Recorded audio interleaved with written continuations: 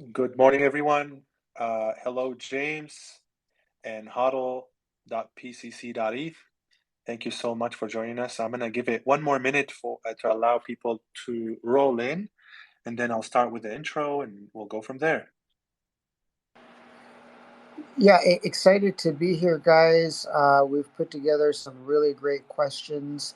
I think that anyone in ENS will benefit from this event. Subdomains are crucial, and let's explore and see what we uncover.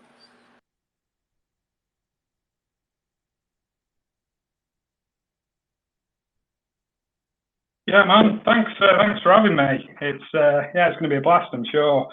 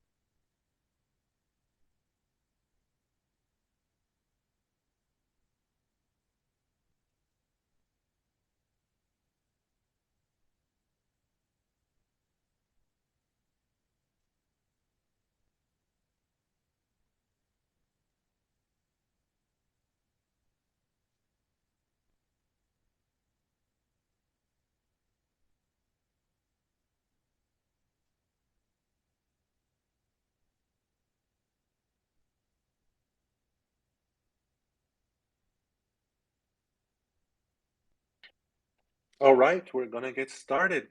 Thank you, everyone, for joining. Please, we would really appreciate it if you retweet the space so more people can join and learn about subdomains and learn about esf.eth tool. With that, I'm going to introduce us for those who joined us for the first time. ENS Academy is here to accelerate the adoption of ENS worldwide. We bring ENS experts and entrepreneurs to share their knowledge with the global community. Our goal is to educate, support, and empower anyone who can benefit from this technology. We believe ENS to be an open public utility that belongs to the community. ENS Academy aims to be the place where we can learn the fundamental skills and possibilities of ENS. We have a podcast that we publish all our spaces to. We also have an ENS forum. It's the only community forum right now, and we urge you all to go ahead and create an account there, or just go and browse and read the great articles we have. With that, I'm going to introduce our guest speaker today. We have hodl.pcc.eth. I'm actually wondering what the PCC stands for, but we'll let you answer that. Hodl is the creator or the co-creator of the ESF tool, which is dubbed as the uh, subdomain factory. So I checked it out. It's a really cool tool where you can actually go ahead right now before the domain wrapper even comes out. You can create subdomains, sell them or lease them. So, Hodl, with that, I just want to give you a chance to introduce yourself and introduce your tool. Right, yeah, thanks again for inviting me. Like I say, it's an honour to be invited onto all these spaces to talk about something I'm so kind of passionate about. So thanks again. Yeah, so I'm Hodl. Real name Sam. I'm a Web3 dev. Been a Web3 dev for about 18 months now. I primarily do work for a NFT project called Penelope's Country Club.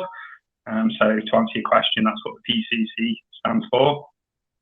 And I guess my journey with VNS started around kind of October last year when I started diving into a load of the documentation and kind of the information about how the platform worked. Last December, I created a custom resolver, custom controller contract, and we allowed all of our holders of a Penelope's Country Club NFT to go and select their own subdomain, which dynamically would bind to one of their NFTs in a collection. So we've got a fantastic subdomain community within PCC. We've got about 810 subdomains registered across our community.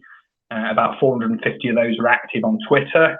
So it's a kind of a fantastic experiment of what the showcase of what ENS and subdomains can do for a community. We're very, very present on Twitter, and it's great to be part of that. I'll say, that's kind of how I started with ENS. I think around that time, the name wrapper was currently being developed.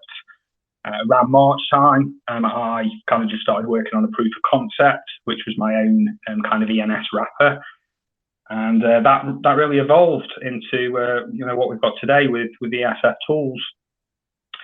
We've been live for about 2 months with ESF, and I guess our primary goal really is very much aligned with yours. We want to make onboarding new people and new communities to ENS as simple and as intuitive as possible. We want to give people that have got top level domains the power to be able to monetize their domains and also form communities around their domains.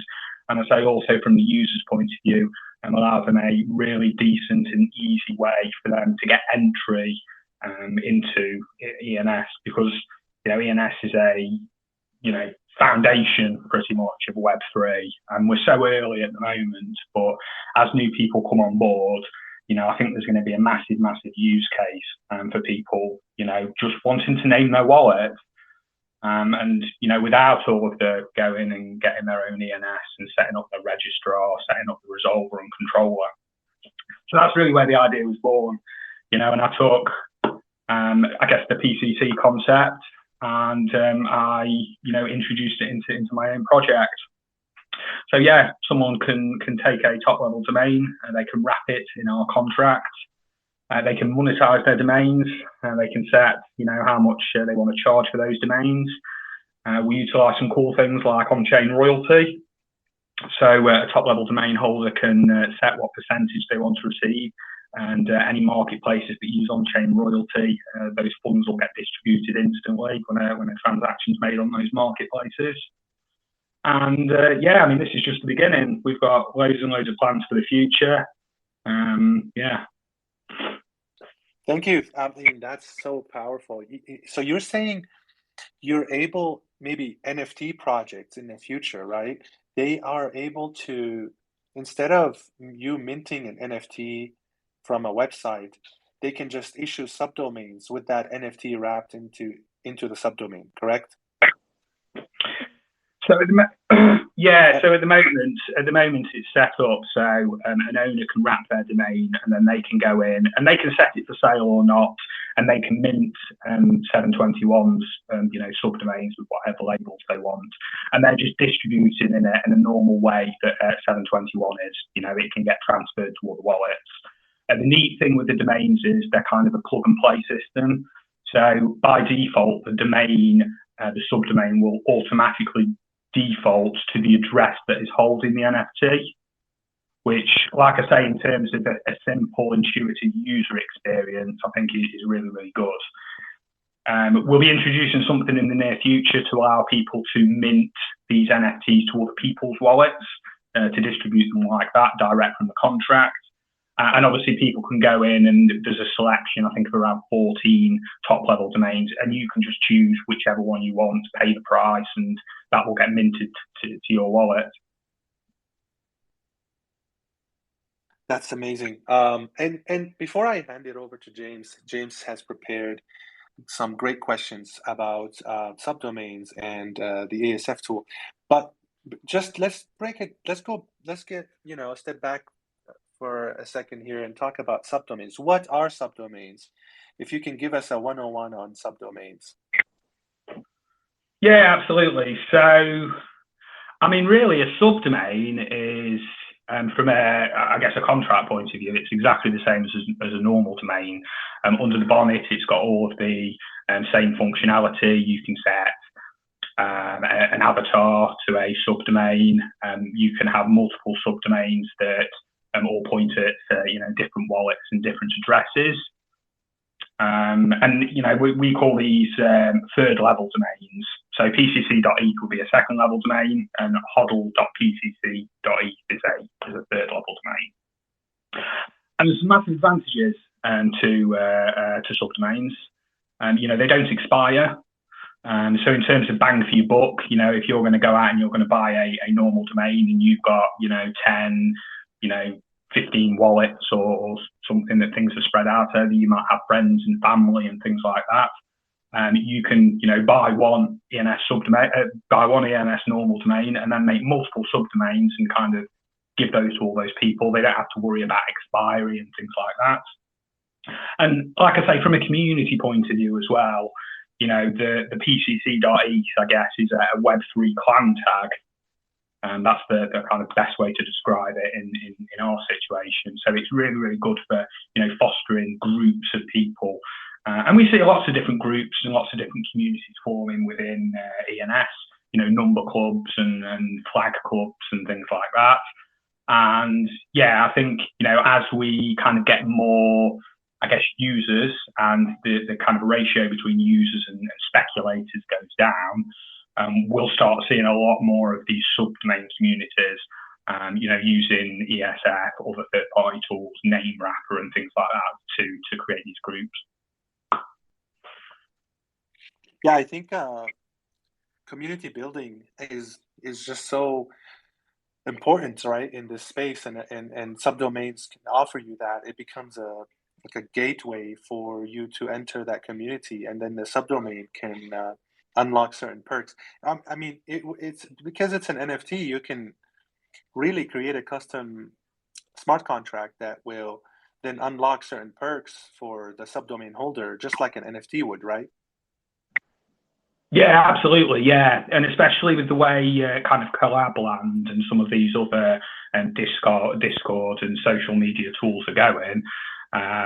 Yeah, you can kind of really fine tune.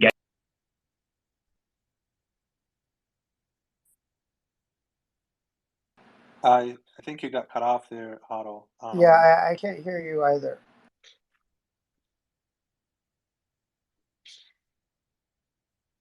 Uh-oh, I think he got rugged. Let's just give him a minute to see if it's gonna fix itself. Huddle, can you hear us?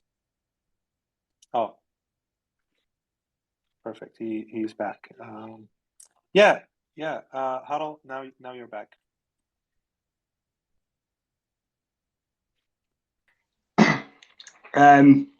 So yeah, that's very cool. I mean, we can have a whole episode just about how NFT projects can use subdomains moving forward. But let's we have questions just about subdomains and then about your tool.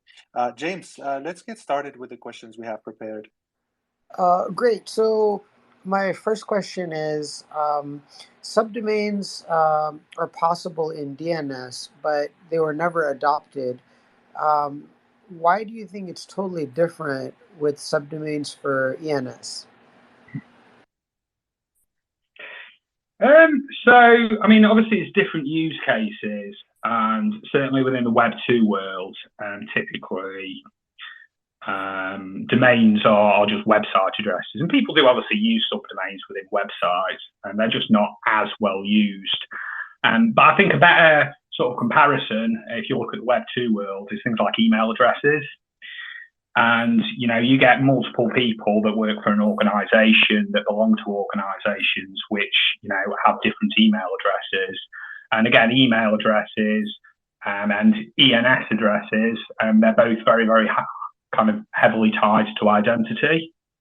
And like I say, I think that's probably a much, much better comparison.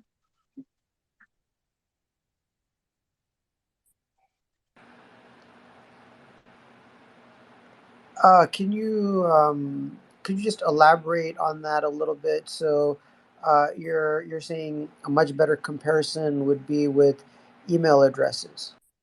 Yeah, so I mean, I haven't got it, but hodl@gmail.com, and again, the label that you go when you sign up for an email address, or when you join an organisation and you're given that email address, it kind of belongs to that organisation or that community.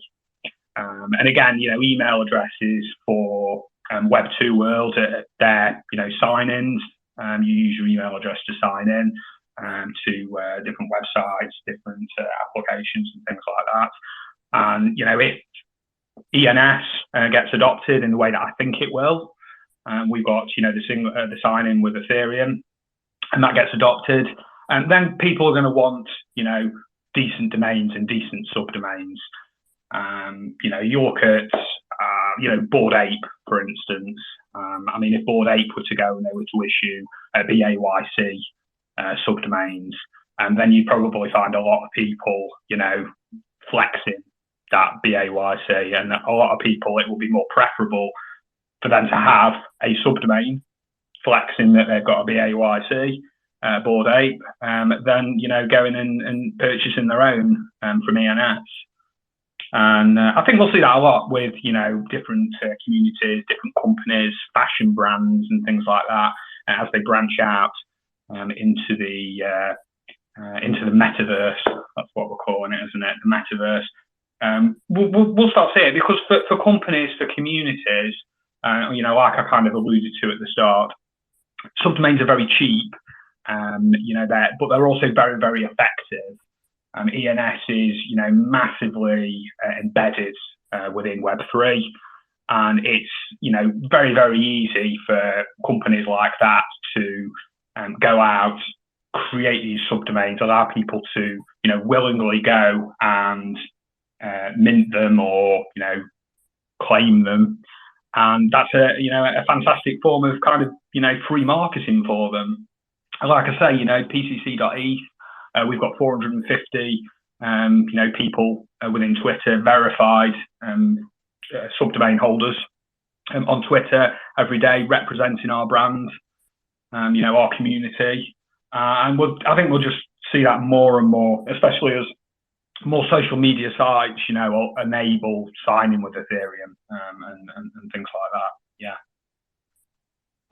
So a question on that. So if you look at .com, right? So there were companies like Chicago.com that tried to sell email addresses, right? So you could buy or actually rent, say, Joe at Chicago.com or Mike at Chicago.com and so forth. And that business use case didn't really take off. But then again, that was Web 2, and it could be totally different in Web 3. In your mind, what makes it so compelling that you see broad-based adoption of subdomains? I'd say first, it's the ease of it. It's cheap. They're intuitive NFTs. They don't require any configuration. Naming your wallet, if you're going to actually use an Ethereum wallet, we all know the 40-character hexadecimal address isn't a good experience for people. So I think there's going to be a demand in that respect for people that are using Web3 to have something that they can attach to their wallet and then to identify that wallet and use it in an easy way. And that, kind of isn't the same case with that isn't the same case with Web 2. And obviously, we also, we've got the price thing as well and the renewal thing. If I go onto ENS, I purchase a domain, I then have to renew it, every year, or I have to renew it for several years. I've got the complexity of setting it up as well. And again, it's just plug and play. Someone can get a subdomain. They don't have to worry about it expiring. They can just, use it with their wallet, and it's easy.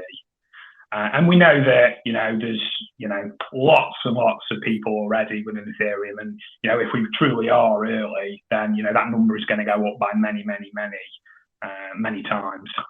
And there's going to be a demand for that identity, that naming thing. And it's very, visual as well. So, communities, I use the gamer tag analogy. But people really do like, you see it with the profile pictures, people on Twitter flexing their Bored Apes and their Azukis and, all those kind of things. And, to be able to have a verified subdomain of that group is just, I guess, another layer of that. But if we do see, or when we see broad-based adoption of subdomains, if that's what's going to bring in millions and tens of millions of people into ENS, what does that do to valuation of ENS names, right? Like, does that mean that only a small number of really great names like game.eth, coin.eth, uh, exchange.eth have most of the value, and then everything else has a very small amount of value? I mean, the cream rises to the top, doesn't it? And I think we're in a situation at the moment where, 95% of domains aren't really worth anything. And there's obviously a lot of kind of grail domains and stuff like that. And I think when it comes to subdomains and people purchasing subdomains, it'll be the shorter the better. There may be a demand for, surnames and stuff like that, but I think a lot of those will be, they won't be subdomained out by people in a public way. I don't see people doing that because I think a lot of people are, I guess, concerned or will be concerned that if they make subdomains off their domain, it's going to devalue it somewhat. But yeah. Oh, I was going to say, do you see exchanges using subdomains, for their customers? Is that like a big use case you see down the road? Yeah, definitely. And yeah, I think we've already seen some kind of wallet applications and things like that issue subdomains to their users.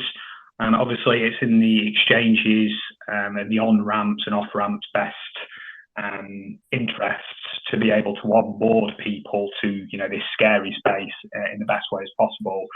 And allowing people to claim subdomains, in an easy and cheap way as well, is going to be very, very beneficial to them in terms of helping their users and again also spreading their brand. There's a lot of kind of innovation happening at the moment behind the scenes in ENS, with things like off-chain resolvers and people working to make subdomain claiming absolutely free and without even paying gas. I think Coinbase have recently implemented, I think you can go onto a Coinbase wallet and you can claim a cb.id subdomain and it links to your wallet.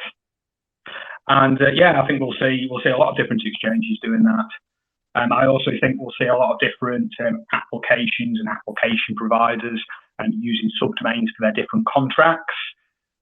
We'll see things like Etherscan and other, kind of integral parts of Web3, actually using those subdomains as well. Etherscan doesn't support primary resolution of contracts at the moment, but MetaMask does. And, I think, if we look back on this space in probably, maybe even, a couple of years, we won't remember a time when, contracts didn't have a, ENS resolving domain as standard. It's almost like looking at Web 2 though, when, we didn't have, address resolution and it was just typing IP addresses in. Exactly. That's very insightful. But so outside of what we discussed, like using the subdomains, like ENS projects, I mean NFT projects using subdomains to launch their new NFTs or as a gateway to a membership for whatever you're trying to build. What other use cases can you tell us that you see the communities will start using subdomains for, right? Like for me to use ESF tool, why would I wrap a domain and what kind of use cases are we looking at? So, I mean, like I say, we're reasonably early. Like ESF is reasonably early, a couple of months. And, we're kind of building. We're not really marketing it all that much. And we've obviously got a Twitter account and we keep people updated. We're very responsive in the Discord in terms of when people are asking questions and, trying to integrate things. And what we've seen so far is the majority of people that are using our tool are using it. And so they can wrap a domain, they can mint subdomains, and they can distribute them in an easy way to people they know, so friends and family and things like that. And, my vision for this tool is, we'll create community tools, and so people can, onboard communities and, do funky things with metadata and things like that. But what we're seeing more than anything at the moment is people genuinely using our platform as a subdomain management tool. So tell us more about that. Like, we can use your tool as a subdomain management tool, and why is that good? And how does the name wrapper, when it's launched, how would that change things for your tool? To be honest, I'm really looking forward to the name wrapper coming out. It's been under development for quite a while. ENS are obviously putting a lot of effort and time into making sure that it's done in a good way. I think the name wrapper by itself probably isn't going to be enough for normal people. And I say that because we're all kind of in here, we're living and breathing ENS, and from the standpoint of a normal person, it's reasonably complicated. The name wrapper will, you'll have to you'll go and wrap your name, and then you'll have to go through their website, you'll have to kind of mint the tokens, and there's no, I think, custom sort of global metadata, if you like. And I mean, from that point of view, it's kind of similar. They'll have to go and they'll physically have to mint the tokens themselves. And if they want to be able to monetize it and allow other people to mint them, and then that'll have to be done through a separate platform. And our platform kind of facilitates that.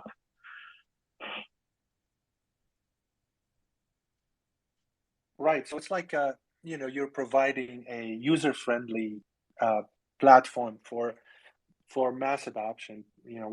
Because you're providing alternatives, right? Because not everyone is going to be able to just go into ens.domain and figure it out on their own, and you will have the user experience be catered to like the average Joe. That's great. For those requesting to ask questions, we will open it up in a few minutes. I think James has a few more questions before we go to the community questions. Go ahead, James. Yes.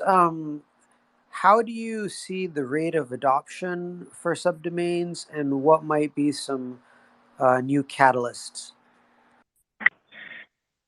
I mean, we just need some big communities. I think that's what we need to get the catalyst. I wrote the PCC custom resolver last November, and I get a lot of feedback. I get a lot of kind of questions around it from different communities, and everyone's buzzing for it. But the moment we start seeing the bigger communities, the Doodles, the Bored Apes, and those kind of communities onboarding their guys. And like I say, I mentioned Gucci, just an example, and things like that. And it starts becoming a lot more, I guess, in your face. Subdomains are everywhere, and that's when we'll see it. I'm in the process at the moment, and this is kind of going to be a near future update as well. So probably in around, I'm aiming for around 6 weeks or so, maybe a little bit longer. But I'm writing a custom resolver controller that will allow people to generically do what we've done with PCC. And so they'll be able to, Bored Apes will be able to come along with BAYC.eth and they'll be able to change their controller to our new contract, and they'll be able to allow people that have got board 8s to go and link one of their subdomains to our to their to link one of their subdomains to their NFT, and in the same way that we've done. Also setting the avatar, and like I say, dynamically setting address resolution to the wallet that is holding that board 8. And I'm hoping, that again, it's something that's going to be provided for free to everybody, anybody that wants to use it. And again, I'm hoping, that brings people in and gets a bit more exposure for subdomains.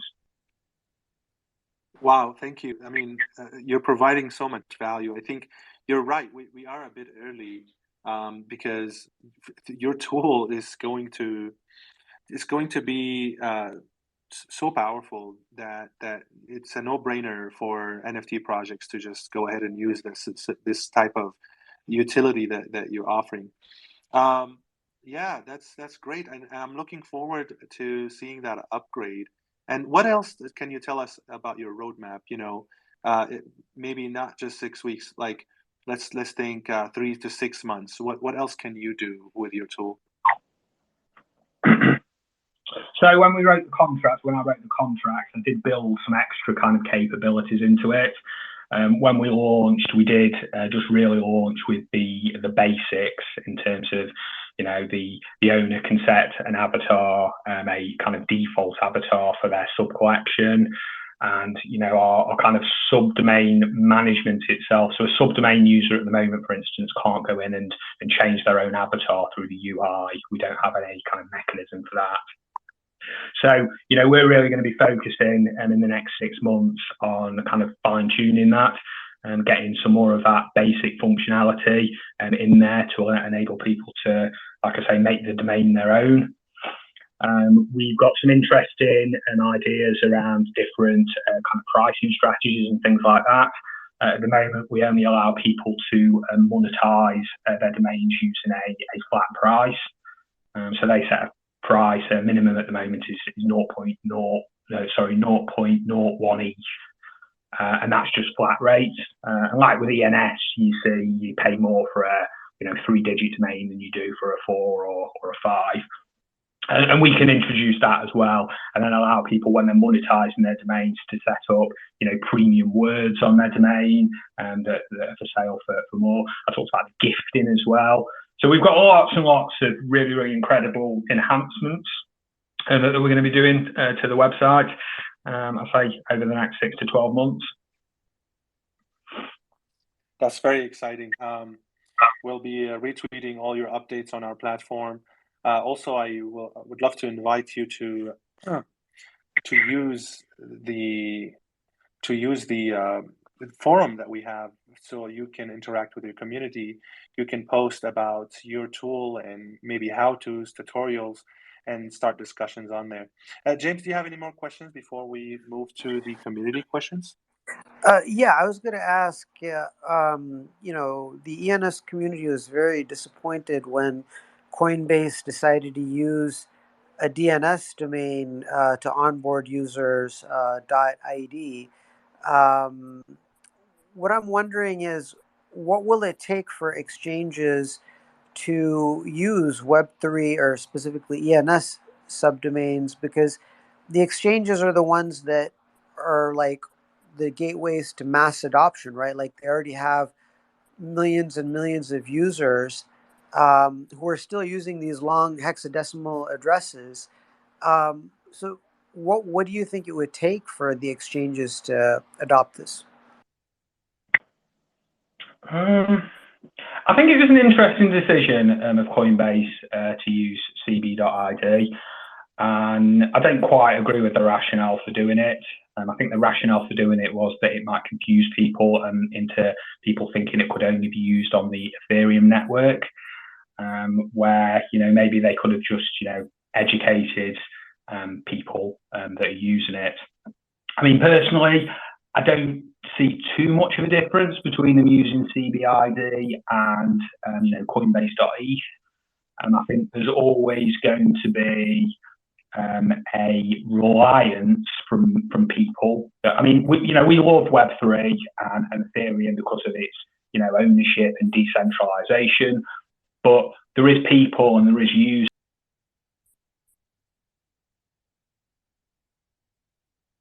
Can you guys hear him? No, can you repeat, Haro? I think you're having maybe signal issues. You were talking about how you don't see a difference, but you got cut off.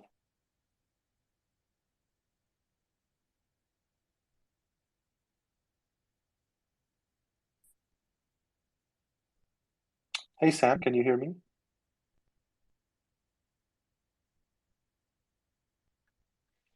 Unfortunately, it seems like he got rugged again. Um, let's give him a minute to figure it out. Yeah, and in the meantime, I was just gonna say, um, another question I had was, given that DNS domains can be imported into ENS, how this might impact subdomains, for specifically for .eth. I mean, and taking a step back here, making a comment, um, the example with Coinbase is that, like, if one big reason they didn't use .eth for their subdomain opportunity is because people are not familiar with it. It just shows how much of a need there is for something like ENS Academy and other tools where we really get the word out there, because it is something that is important that people need to know about. Oh, absolutely. I remember on our space with Sean, one of the main reasons I think he's speculating is that to import your DNS is more secure for them to manage the subdomains than to use a .eth root domain, because that has to be on a wallet, while their DNS is just they're already used to how managing their DNS names. But yeah, Huddle, welcome back. So you were talking about your perspective on the Coinbase DNS import. Yeah, like I say, I don't. I think the way they went about it was a little bit odd. But I think Coinbase have a responsibility to offer that level of centralization to people if they want it. I say I don't think there was any particular. I don't think it was a very good choice using .id. I think they should have just used Coinbase.e and embraced the ENS movement. But Coinbase are using and again I mentioned it going back a little bit. Free claiming for subdomains. They use CCIP, which is cross-chain, like an off-chain resolver, which enables people to create these subdomains for free. So it's a very, very nice experience for them. I think there was a tweet that they put out that said that these subdomains, these domains sometimes cost thousands of dollars or something. May have been a bit of an exaggeration on their part. But even if it's a few dollars for people, it can make a difference, can't it? And being able to go and apply a free subdomain to your wallet and not even have to pay gas is a big thing for onboarding people. Yeah, I agree.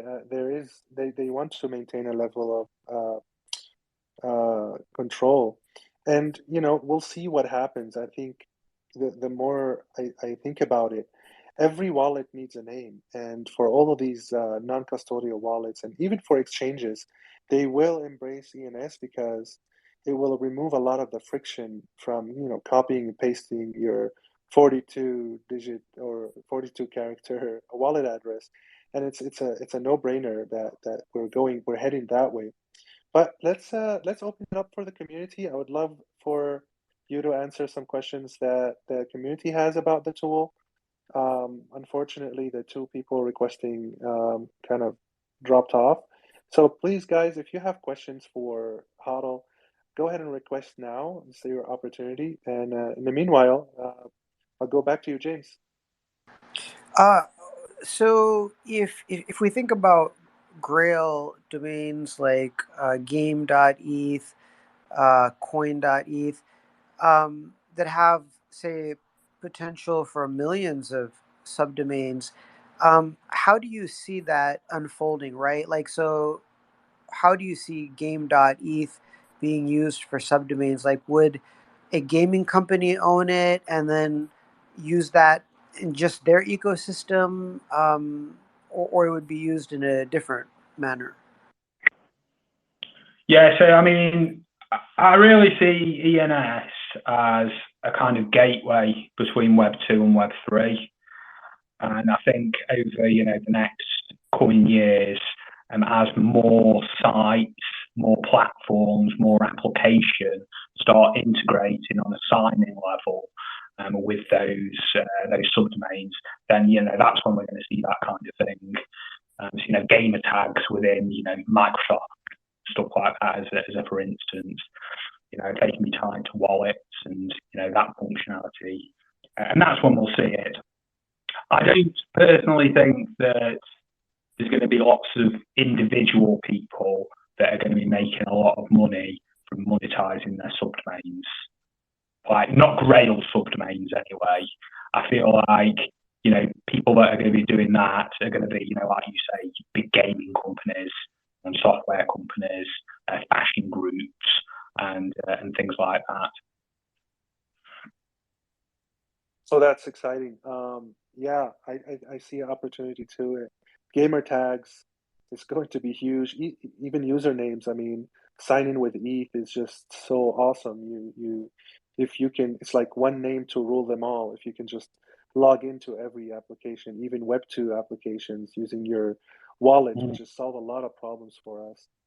Yeah, we have and it's we proof have of ownership as well, isn't it? It's like you can't log in with Web3 name, you can't log in with a Web3 subdomain or a Web3 ENS domain, and it display if you don't own it. Exactly. It's just so, and I think like we are so early that people don't know this yet. A lot of people are just minting domains to flip them, while there's so much opportunity to build and grow in the space from different perspectives, and different use cases. And with that, I want to. So we have Magnum.eth, 1289.eth. Go ahead with your question.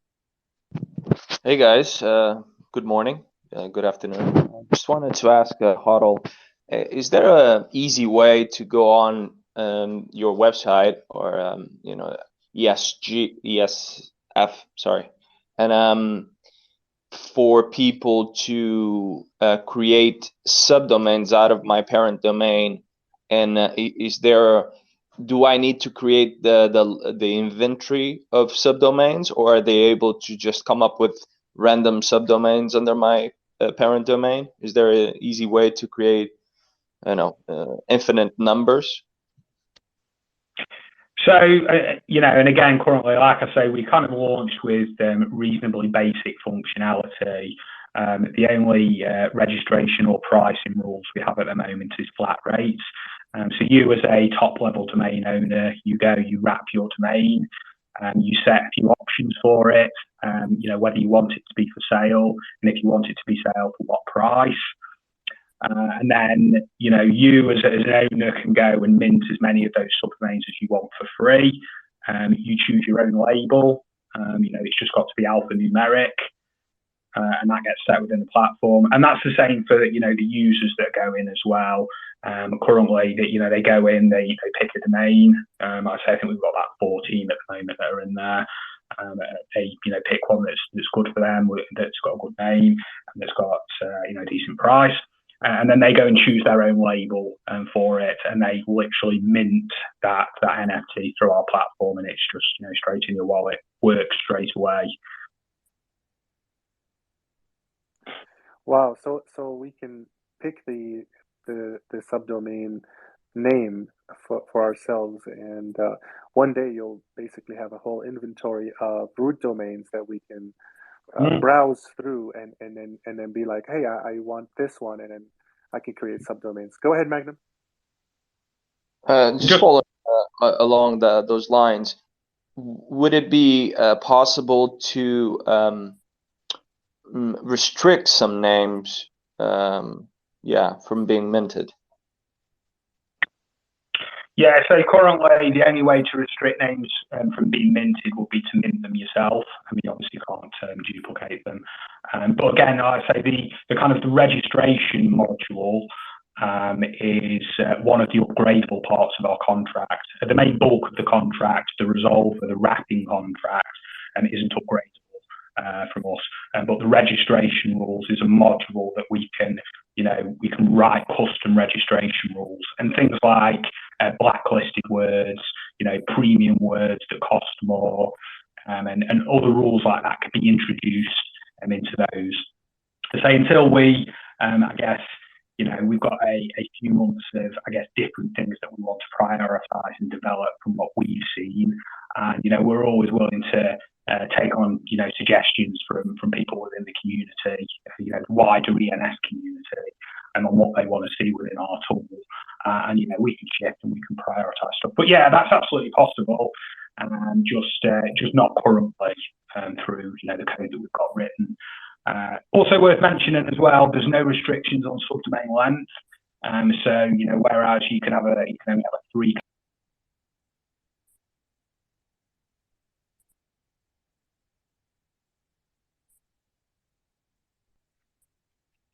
Huddle, I think you got rugged again. Can anyone hear him? I can't. Well, that's fine. I think we're at the end of the space. Let's see if he can get back on. But it was really cool to learn about the tool, and the fact that you can just go ahead and build a tool like that and allow the community to take advantage of the possibilities and the potential of subdomains is just so powerful. So I urge everybody in the audience to go ahead and follow HODL, follow ESF.eth, and and if you have any questions, please reach out to them directly and play around with the tool. I think I was on their website. It's pretty cool, and I see so much potential. We're so early that it's not being it's underutilized today. But I think 6 months to a year from now, that tool will be so user friendly that anyone would just would pick it. And Harold mentioned earlier how they're going to be working with NFT projects to roll out new NFTs using subdomains, and subdomains will just enable so much more utility for the NFT holders. Yeah, Harold, is there anything else you would like to end with?